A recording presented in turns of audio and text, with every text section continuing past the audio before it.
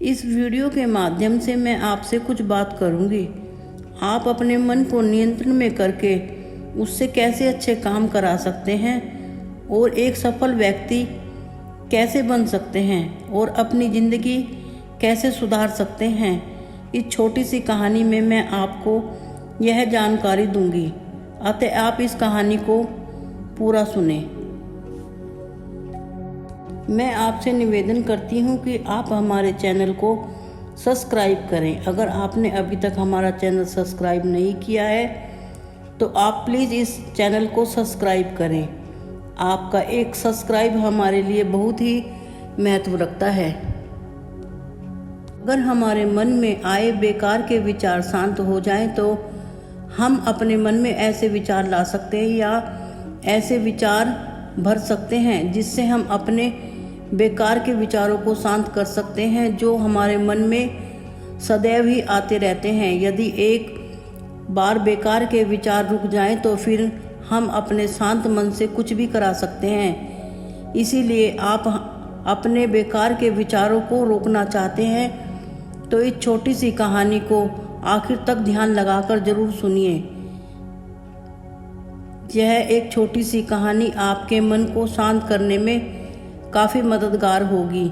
एक गांव में एक युवक रहता था, उसका नाम था रामू। उसके मन में हमेशा यही उलझन रहती थी जिस कारण उसका मन हर समय इधर उधर भटकता रहता था। हर समय उसका मन नकारात्मक विचारों से भरा रहता था, जिसकी वजह से उसका मन किसी भी काम में नहीं लग पाता था। जब भी वह कोई काम करता था उसके विपरीत हो जाता था। कभी वह अपने भूतकाल के बारे में सोचता कि काश वह काम ऐसा कर दिया होता या वैसा कर दिया होता, अच्छा होता, तो वह भविष्य के बारे में सोचकर चिंतित हो जाता। वह सोचता कि मैंने ये काम ऐसा कर दिया होता और मैं सफल हो गया तो लोग मेरा मजाक उड़ाएंगे। ऐसे ही कई सारे अलग अलग नकारात्मक और बेकार के विचार उसके मन में आते रहते थे। रामू सदैव अपने विचारों में खोया रहता था, अतः वह अपने मन में बेकार के विचारों से मुक्ति पाना चाहता था। रामू चाहता था कि उसके मन में कोई भी नकारात्मक विचार न आए, लेकिन हर समय उसके मन में बेकार के विचार ही हमेशा उठते रहते थे। इस कारण वह हमेशा बहुत परेशान रहता था। फिर एक दिन उसे किसी ने एक विद्वान के बारे में बताया जो पास के गांव में ही रहते थे और कहा कि तुम उनके पास चले जाओ और उनको अपनी सारी समस्या बता दो, वह तुम्हारी समस्या का अवश्य ही हल करेंगे। रामू तुरंत ही पास के गांव में गुरुजी के पास चला गया और उसने अपनी सारी समस्या उन्हें बताता है। गुरुजी रामू की बातों को ध्यानपूर्वक सुनते हैं और उनसे कहते हैं कि तुम मुझसे क्या जानना चाहते हो। रामू कहता है, गुरुजी आप मेरी समस्या का समाधान करो तथा ये बताओ कि मैं अपने मन को कैसे शांत करूं। रामू कहता है कि मेरे मन में हमेशा बेकार के विचारों का सैलाब रहता है, जिस कारण मैं सही और गलत का निर्णय नहीं ले सकता और न ही कोई काम सफलतापूर्वक कर सकता। मुझे हमेशा असफलता का भय लगा रहता है। मुझे ऐसा लगता है कि अगर मैं ये काम मेरे से नहीं हुआ तो सब लोग मेरा मजाक उड़ाएंगे। अब आप ही मुझे कोई ऐसा रास्ता दिखाओ कि मैं इस बेकार के विचारों से मुक्ति पा जाऊं। आप ही इस समस्या का समाधान निकाले। रामू की बात सुनकर गुरुजी मुस्कुराए और बोले, शिष्य किसी भी समस्या का समाधान उसकी जड़ तक पहुंचकर ही किया जा सकता है। यह सुनकर रामू ने कहा कि गुरुजी कैसे? इस बात पर गुरुजी बोले, जिन विचारों से तुम मुक्ति पाना चाहते हो क्या तुमने उन्हें जानने की कोशिश की? रामू बोला, गुरुजी मैंने बहुत बार कोशिश की। जितना मैं अपने मन या विचारों को जानने की कोशिश करता हूँ उतना ही उलझ जाता हूँ। इतना सुनने पर गुरुजी ने रामू को एक उदाहरण देते हुए उससे कहा कि जाओ एक घड़ा लाओ और उस घड़े में छोटे छोटे पत्थरों से घड़े को भर दो। रामू घड़े को छोटे छोटे पत्थरों से भरकर लाया और गुरुजी के पास रख दिया। गुरुजी ने रामू से कहा कि घड़े को अपना मन समझो और पत्थरों को अपना विचार समझो। अब इस घड़े में से एक पत्थर डालो। रामू ने घड़े से फिर एक पत्थर डालना शुरू किया, लेकिन घड़ा तो पहले से ही भरा हुआ था। एक दो पत्थर डालने के बाद अब पत्थर जमीन पर नीचे गिरने लगे।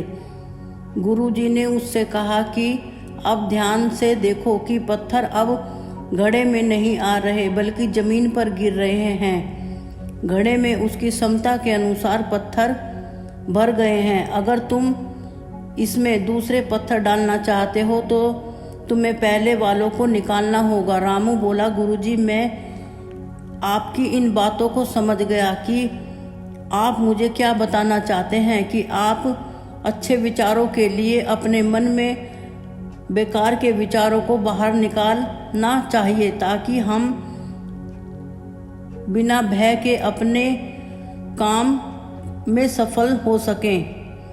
रामू की बात सुनकर गुरुजी मुस्कुराने लगे। कहा कि पहले मेरी बात को सुन तो लो। उन्होंने कहा कि हमारा मन घड़े के बिल्कुल उल्टा है, क्योंकि घड़े को तुम पत्थरों से भर सकते हो लेकिन मन को कभी भी नहीं भर सकते, क्योंकि मन तो सदैव ही खाली रहता है। यह सुनकर रामू ने गुरुजी से कहा, मुझे आपकी बात समझ नहीं आ रही इस पर कि आप क्या कह रहे हैं। यदि मन सदैव खाली रहता है तो आप उसे क्यों खाली करने को कहते हैं। गुरुजी ने कहा कि इस घड़े में अब एक एक करके पत्थरों को बाहर निकालो, और रामू ने वैसा ही किया। वह घड़े से एक एक करके पत्थरों को बाहर निकालता रहा, अतः घड़ा खाली हो गया। फिर गुरुजी ने कहा, देखा तुमने, जब एक एक करके सारे पत्थरों को बाहर निकाला तो घड़ा खाली हो गया। अब तुम इस घड़े में कोई और पत्थर दोबारा डाल सकते हो और इसे आधा भर सकते हो या फिर पूरा भर सकते हो। रामू कहता है, गुरुजी मैं भी तो यही कह रहा हूँ कि मुझे अपने मन को इन बेकार के विचारों से खाली करना है। यह तो एक पत्थर का घड़ा है, आसानी से खाली हो जाएगा और घड़े को खाली किया जा सकता है, लेकिन गुरुदेव मैं अपने मन को खाली कैसे करूं। इस पर गुरु ने कहा कि घड़े में एक पत्थर डालो और दो बाहर निकालो। यह सुनकर रामू ने कहा, गुरुदेव यह कैसे हो सकता है। घड़े में एक पत्थर होगा तो एक ही पत्थर निकलेगा, दो पत्थर कैसे निकलेंगे। फिर गुरुजी ने उससे कहा, ऐसा नहीं हो सकता तो ऐसा ही करो कि घड़े में दो पत्थर डालो और चार पत्थर निकालो। रामू ने कहा, गुरुजी ऐसा कैसे हो सकता है। यदि यह कोई चमत्कारी घड़ा तो नहीं कि एक डालो दो निकालो। यह सुनकर गुरुजी ने कहा, घड़ा तो चमत्कारी नहीं है, लेकिन तुम्हारा मन तो चमत्कारी है। उसमें से अगर तुम एक विचार बाहर निकालते हो तो उनके साथ दो विचार आते हैं, और जब तुम उन विचारों को पकड़ते हो तो उनके साथ चार विचार निकल आते हैं, और फिर ऐसे करते करते विचारों की एक लंबी श्रृंखला बन जाती है और फिर तुम भी नहीं रुक सकते। एक के बाद एक विचार को पकड़ते जाते हैं। यह तो मिट्टी का घड़ा है जो पत्थरों से भर जाएगा, लेकिन तुम्हारा मन कभी नहीं भरता, यह सदैव खाली ही रहता है। यह इस मन की माया है कि सब कुछ है लेकिन फिर भी कुछ नहीं है। उसी वक्त रामू ने कहा, गुरुजी मैं आपकी बात समझ रहा हूँ, लेकिन क्या मैं हमेशा अपने विचारों के जाल में ही फंसा रहूँगा। क्या मन के इस माया जाल से निकलने का कोई रास्ता है या नहीं। फिर गुरुजी ने कहा कि मिट्टी के घड़े को आधा भर दो। रामू ने ऐसा ही किया। फिर गुरुजी ने कहा कि घड़े में कई सारे पत्थरों डाल दो और उसमें से एक पत्थर का चुनाव करो और उससे एक छोटी सी मूर्ति बनाकर मुझे दे दो। मैं जानता हूँ कि तुम अच्छे कलाकार हो। रामू ने घड़े से एक पत्थर को निकाला और तराशने लगा। तराशते समय उसे वह पत्थर अच्छा नहीं लगा। उसने दूसरा पत्थर निकाला, वह भी उसे पसंद नहीं आया। फिर उसने तीसरा पत्थर निकाला, लेकिन उसे वह भी पत्थर पसंद नहीं आया। ऐसे करते देख उसने सारे पत्थरों को बाहर निकाल दिया, घड़े को खाली कर दिया। गुरुजी उसे ऐसा करते हुए देख रहे थे। फिर गुरुजी बोले, तुमने सबसे पहले पत्थर जो निकाला था उसी से मूर्ति बनाओ, आखिरी पत्थर समझकर उसी को तराशो। रामू ने उसी पत्थर को तराशना शुरू कर दिया और उसने पत्थर को इस तरह से तराशा और बहुत सुंदर मूर्ति बनाकर गुरुजी को भेंट की। और रामू बोला, गुरुजी, इस पत्थर से इतनी सुंदर मूर्ति बन सकती थी, मैं तो यह सोच भी नहीं सकता था। उसकी बात सुनकर गुरुजी बोले, जब तुम्हारे पास कोई और विकल्प नहीं होता तब हम उसी विकल्प पर संपूर्ण ध्यान लगाते हैं और उसे ही बेहतर बनाते हैं, लेकिन जब हमारे पास कई विकल्प होते हैं तो हम उसमें ही उलझे हुए रहते हैं। हम मुख्य विकल्प को छोड़कर हजारे फालतू के विचारों में उलझ कर रह जाते हैं। फिर रामू ने गुरुजी से कहा, मैं आपकी बात को समझ रहा हूँ, लेकिन मुझे क्या करना चाहिए? कृपया आप मेरा मार्गदर्शन करें। गुरुजी ने कहा कि मन को साफ करना कोई 1-2 दिन का काम नहीं है, यह लंबा काम है, यह लंबी प्रतिक्रिया है। क्या तुम इसके लिए तैयार हो? रामू कहता है, हाँ मैं तैयार हूँ, चाहे कितनी भी लंबी प्रतिक्रिया हो। फिर गुरुजी ने कहा कि तुम अपने मन को बेकार के विचारों से दूर करने के लिए कुछ महत्वपूर्ण तरीके मैं तुम्हें बताता हूँ, उन्हें एक एक करके समझो। पहला तरीका है, ऐसे लोगों का साथ छोड़ दो जो तुम्हारे लक्ष्य से दूर करके, अर्थात तुम्हारे आसपास ऐसे लोग होते हैं जो ये कहते हैं कि ये काम बहुत कठिन है, तेरे से नहीं होगा या कोई भी नहीं कर सकता। ऐसे लोग हमेशा हमें नीचा दिखाने की कोशिश करते हैं और हमारा मजाक बनाते हैं। इन लोगों में कई बार हमारे मित्र और घर के परिवार के कुछ सदस्य भी हो सकते हैं जो हमारे लक्ष्य तक हमें पहुंचने में बाधा बनते हैं। हमें ऐसे लोगों से दूरी बनाकर रखनी चाहिए।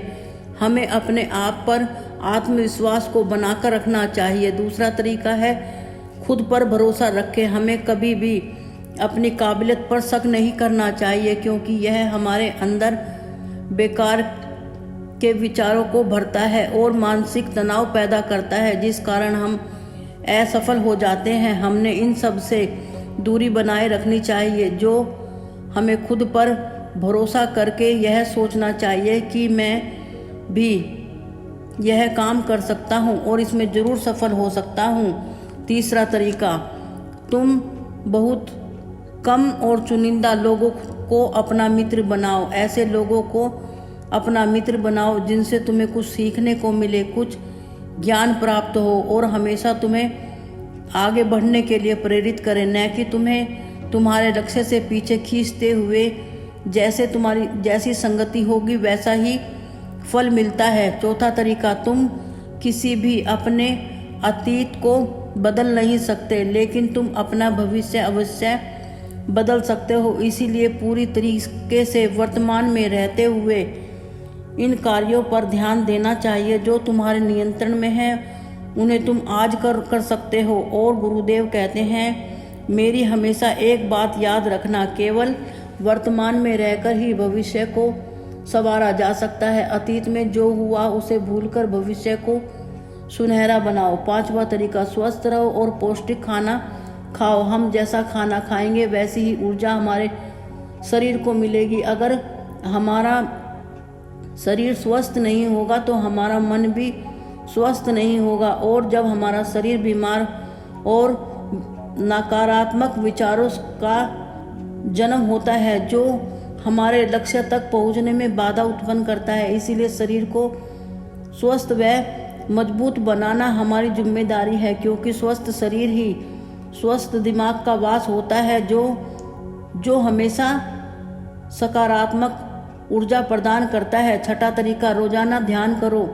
इससे तुम अपने विचारों पर नियंत्रण पा सकते हो। ध्यान करने का सबसे उपयुक्त समय सुबह या रात में सोने से पहले होता है। अगर तुम रोजाना ध्यान नहीं कर सकते तो अच्छी अच्छी किताबों को पढ़ो और को समझने की कोशिश करो। 7वां तरीका, कुछ समय बाहर घूमने के लिए जाएं। यह आपके जीवन में नयापन लाने में मददगार होंगे तथा कुछ नई नई बातों को सीखने का अवसर प्रदान करती हैं, जिससे हमारा मन सदैव ही शांत रहता है। कहने का तात्पर्य यह है कि मन के माया जाल में कभी मत फंसो, मन को खाली करने की कोशिश मत करो। जीवन में ध्यान करना सीखो, अपने ध्यान को केंद्रित कर एकाग्रता लाओ और जीवन में जो भी कर रहे हो उसे पूरी मेहनत के साथ अंतिम समझकर करो। काम को ऐसा करो कि उसके बाद तुम्हें और कुछ भी नहीं करना पड़े, और जब फिर दूसरे विचार पर कार्य करो, बस उसी पर कार्य करो, किसी तीसरे पर विचार पर नहीं। मन के मायाजाल से निकलना इतना आसान नहीं, लेकिन ध्यान और मेहनत से सब कुछ कर पाना संभव है। इस वीडियो का केवल एक ही मूल मंत्र है, आप सुबह शाम केवल अपने से एक ही बात कहें, सब कुछ कर पाना संभव है, मुझे सफलता जरूर मिलेगी। फिर देखिए यह आपके जीवन में परिवर्तन होता है और कैसे आप अपने लक्ष्य तक पहुंच सकते हैं। कमेंट में श्री कृष्णा जी लिखें। धन्यवाद।